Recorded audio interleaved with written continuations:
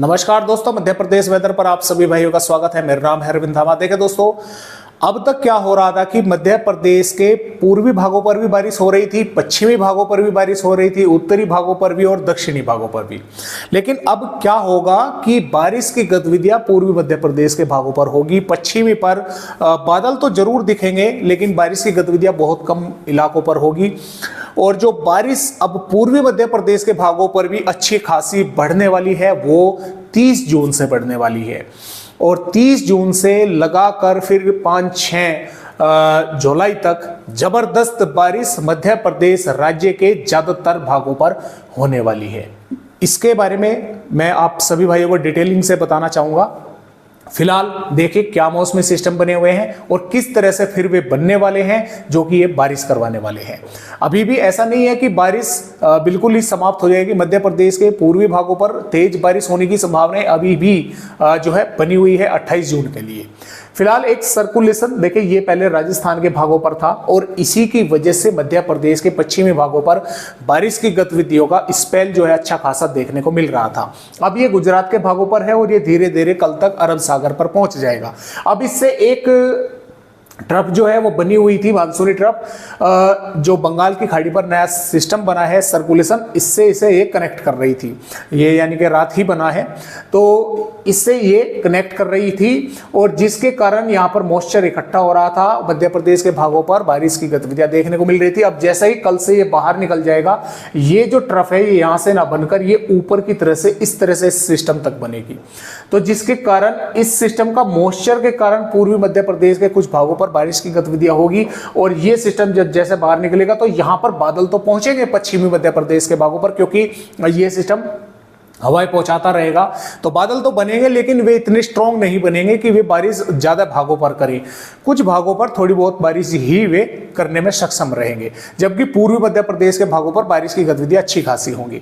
अब जैसे जैसे सिस्टम ताकतवर होगा, लो प्रेशर एरिया बनकर आगे की तरफ बढ़ेगा, पूर्वी मध्य प्रदेश के भागों पर भी बारिश बढ़ेगी और पश्चिमी भागों पर भी, मध्य भागों पर भी, क्योंकि ये मध्य प्रदेश के भागों से ही होकर आगे राजस्थान के भागों की तरफ आगे बढ़ने वाला है। लेकिन ऐसा नहीं है कि कल को ही बढ़ गया, समय लगेगा। जुलाई 3-4 जुलाई तक जो है 2 जुलाई तक शायद ये मध्य प्रदेश के भागों पर इसके पहुंचने की संभावनाएं हैं। तो इस तरह से तो मौसमी सिस्टम बने हुए हैं।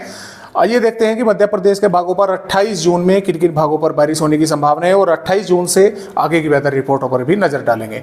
तो फिलहाल जैसा कि आप यहां पर देख पा रहे हैं 28 जून की वेदर रिपोर्ट है और 28 जून में श्योपुर, मुरैना, ग्वालियर, भिंड, दतिया के भागों के साथ साथ छतरपुर, पन्ना, सतना, रीवा, मऊगन, सिद्धि, सिंगरौली, महर, दमोह, कटनी, उमरिया, शहडोल, जबलपुर, डिंडोरी, अनूपपुर, मंडला, बालाघाट, सिवनी, इन जिलों के कुछ भागों पर हल्की बारिश या 1-2 भागों पर हल्की से मध्यम दर्जे की बारिश होने की संभावनाएं है। कुछ स्थानों पर जिले के तेज बारिश भी जो है यहां पर देखने को मिलेगी 28 जून में।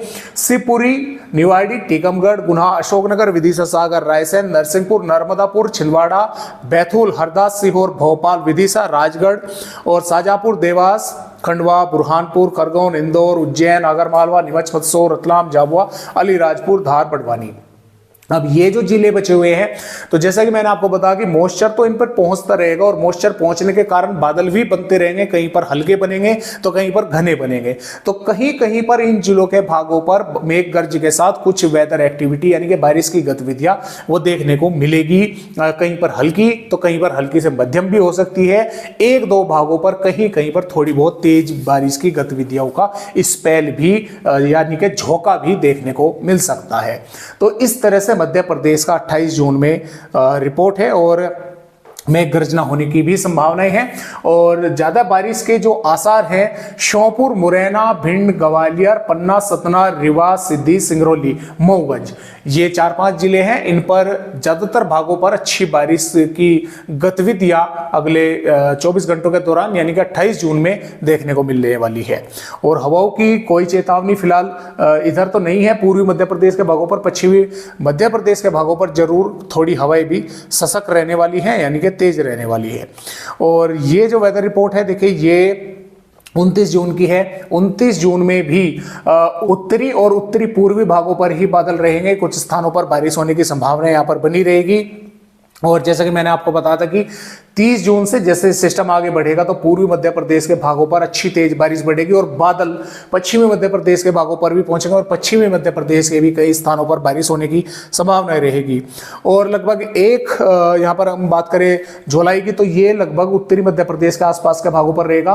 पूर्वी मध्य प्रदेश के कई स्थानों पर मूसलाधार बारिश होने की संभावनाएं हैं और पश्चिमी मध्य प्रदेश के भागों पर भी मध्यम दर्जे की बारिश होने की संभावनाएं कई भागों पर बनी रहेगी। और 2 जुलाई में पूरी तरह से मध्य प्रदेश के भागों पर पहुंच जाएगा और ज्यादातर भागों पर हल्की से मध्यम दर्जे की या कई भागों पर तेज बारिश करेगा और कुछ जिलों पर मूसलाधार बारिश जो है ये करने वाला है। और इसकी बारिश की गतिविधियां 3 जुलाई में भी रहेगी पूर्वी मध्य प्रदेश के भी कई भागों पर और पश्चिमी मध्य प्रदेश के भी कई स्थानों पर, क्योंकि उस समय तक ये पश्चिमी मध्य प्रदेश के भागों पर पहुंच जाएगा। तो जबरदस्त बारिश कई इलाकों पर होने वाली है। और यहाँ पर बात करें देखिए जुलाई की 4 जुलाई में भी मध्य प्रदेश के कई पर बारिश रहेगी, लेकिन सिस्टम थोड़ा मध्य प्रदेश के भागों से आगे जो है बढ़ने लगेगा। और इसके साथ साथ 5 जुलाई में भी अच्छी खासी बारिश पूर्वी मध्य प्रदेश और उत्तरी और मध्य भागों पर होने की संभावना यहां पर हमें नजर आ रही है, क्योंकि उस समय तक बंगाल की खाड़ी पर फिर एक नया सिस्टम बन चुका होगा। तो इस तरह से मध्य प्रदेश राज्य की अपडेट है। आज की वीडियो में मध्य प्रदेश भाइयों को मेरी बस इतनी ही जानकारी।